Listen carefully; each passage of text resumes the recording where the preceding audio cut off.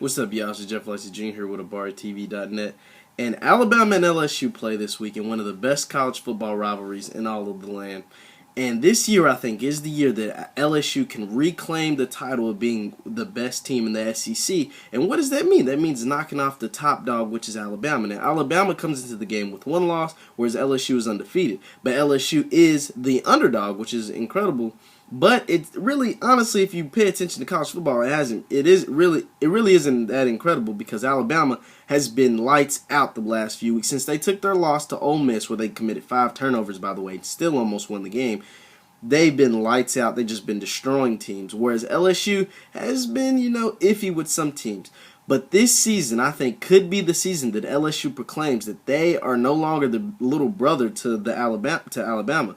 Now, previously in years past, LSU had been pretty even with Alabama, if not at points in times of this rivalry dominated it. But in the last 4 meetings, Alabama has won, and the constant belief in college football is that Alabama's consistently been one of the better teams in the entire nation, whereas LSU has just been like a good team, but not Alabama. Alabama is the top dog, but LSU is the little brother. LSU has lost the last 4 meetings to Alabama, including the national championship game a few years back where they couldn't even cross the 50-yard line. Alabama beat them 21-0. Alabama has claimed another title since then and is looking like they're in heavy pursuit of another one this season.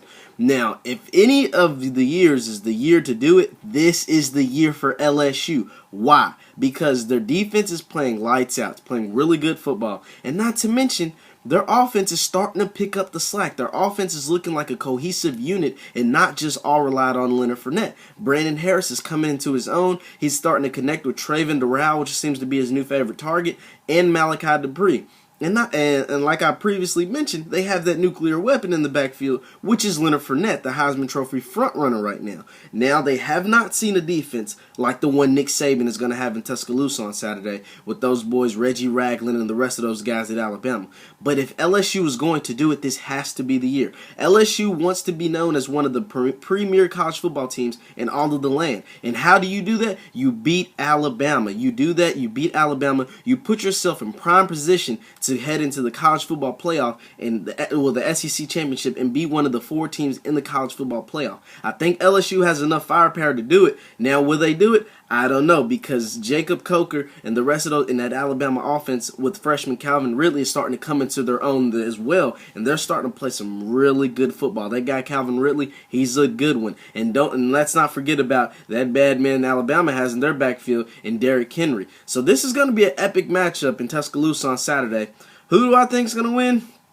Man, I really want LSU to win, but it's hard for me to pick against Nick Saban and the Alabama Crimson Tide in Tuscaloosa.